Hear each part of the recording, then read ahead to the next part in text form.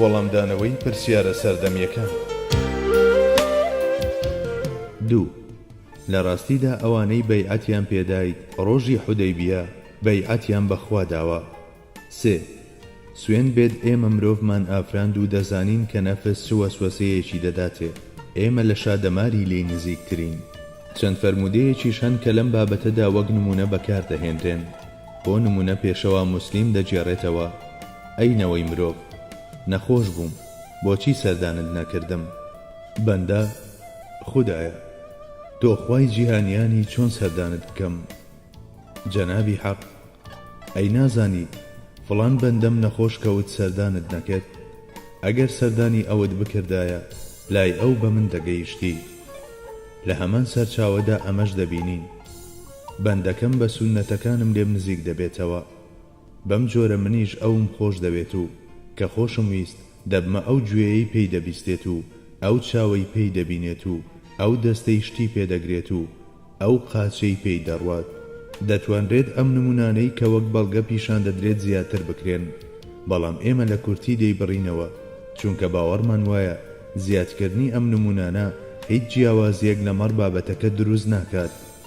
هەروەک لە سەرەتاشەوە بە چەند نمونەیەک باسمان کرد، زانە گەورەکانی تەسەووف لەسەر ئەم بابەتە گوفتاری زۆر و زەوەندیان هەیە و ناکرێت بە چاوێکی کەم تەماشا بکرێت.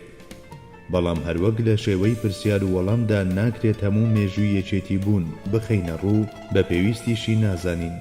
لێرەدا یەک دوو نمونەی دیکە باز دەکەین و ئەوەندە بە کافی دەزانین. سەرەتا بۆ ئەو دوو ئایەتەی قورئانی پیرۆز کە لەسەرەوە باسمان کردن، بۆ ئەوەی هیچ دژیەکێک لە مانای گوفتاری خواییدا دروست نەبێت، دەبێت بچینە خزمەت چەند تەفسیرێکی معقول، تا هەنووکەش هەموو ڕابەکارە بەڕێزەکان هەروەهایان کردووە.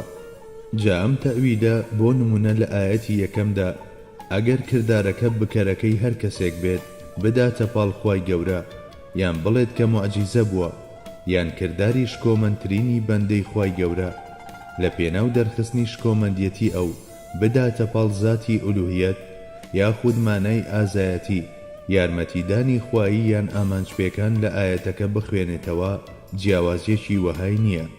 لە ڕاستیدا لەم ئایەتانەی کە وەک بەڵگە بۆ یەکێتی بوون دەهێنرێنەوە، بە پێچەوانەوە زیاتر پشتگیری لە ڕاستی شتەکان حەقائق الئەشیا دەکەن وەک لە یەکێتی بوون، چونکە باز لە جیاوازی کافر و ئیماندار و بکوژ و کوژرا و دوێنرا و کەسی سێم دەکات، کە دەرهێنانی واتای وەحدەتی وجودیش دەمەوە تەنها بە تەویلێک دەکرێت کە زۆر لە خۆکردنی پێوە دیار بێت، تەکەلوفی تێدا کرابێت. بە تایبەت ئەو ئایەتە پیرۆزەی باز لەوە دەکات کە خوای گەورە لە شادەماری مرۆڤ لە مرۆڤ نزیکترە، مەحاڵە واتایەکی بە ئاراستەی وەحدەتی وجود لێ دەربهێنرێت. لە فەرمودە پیرۆزەکانیشدا نەک باز لە یەکێتی بوون ناکرێت، بەڵکو ئاشکرا باز لە زۆری دەکرێت. ئەو عەقیدەیەی کە دەڵێت بەندە هەتا بە نزیکی دەخوا قوربیەت دەگات بوونی هەیە و پاش نزیک بوونەوەی ئیدی نامێنێت و وەحدەت دێتەکایەوە، حلول و ئیتیحادێکە کە متەسەویفە خۆشیان قبوڵیان نییە. قسەی گەورە پیاوانی دین لەم بابەتەدا تەنانەت لەوانەدا کەوا دەردەکەوێت وەحدەتی وجود پشتڕاست بکەنەوە، هەمیشە بە پێچەوانەوە باز لە زۆری ئەلکەفرە دەکات.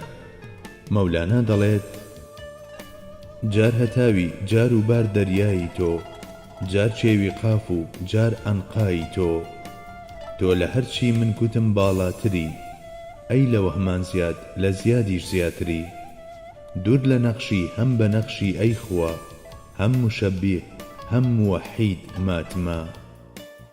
جا ئەمە بێ هیچ تەویل و تەفسیرێک دەتوانرێت دوانەیی و زۆری لێ بخوێنرێتەوە. ئەوەش بڵین موسەویفە خۆشیان هەر لە هەرێمی زۆریدا دەبینرێن. بەڵێ، با هەندێکیان لە نێو دەستەواژە ناوازەکاندا بە دووی وەحدەتی وجوددا بگەڕێن، بەڵام لە یانگرانی تیۆریای وەحدەتی وجود نەیانتوانیوە خۆیان لە دەستەواژەکانی وەک کوشتنی نەفس و لە ناوبردنی منێتی و هاوشێوەکانیان ڕزگار بکەن، کە ئەمانە لە خۆیاندا چەند دەستەواژەیەکی هەڵقوڵاوی چەندیەتین و باز لە چەندیەتی دەکەن.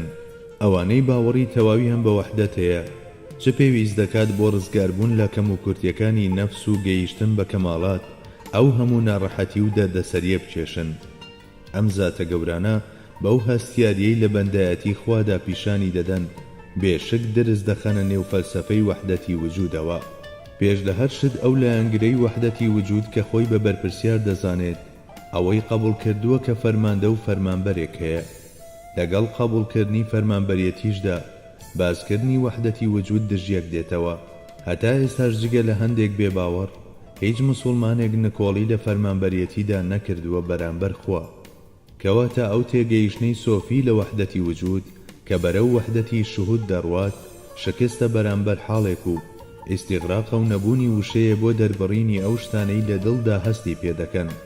بەرامبەر بەمە تێگەیشتنی متەسەویفە بۆ وەحدەتی وجود فەلسەفاندنی ئەم هەستە ناوەچی و ئیدراکەیە و بەکارهێنانی کەرەستەی فەلسەفی ڕۆژئاوایە بۆ ڕەنگکردنی ئەو حاڵەتە. هەرگیز ئەمە وەک هەندێک بانگەشەی بۆ دەکەن پشتگیریکردنی فەلسەفەی پانتەیزم نییە لەلایەن گەورە پیاوانی ئیسلامەوە لە ژێر کاریگەری نیۆپلاتۆنیزمدا. لەوانەیە ئەمە قەرزی وشە بێت کە گەورە پیاوانی ئیسلام لە نیۆپلاتۆنیزم کردبێتیان بۆ دەربڕینی هەستەکانی ناخی خۆیان و هیچ خراپەیەکیشیان لەمەدا نەدیوە، ئەگەرنا لە نێوان ئەو دوو دەستەیەدا لە تێگەیشتنی مەسەلەی زاتی ئیلوهیەتدا هێندەی کێوەکان جیاوازی هەیە.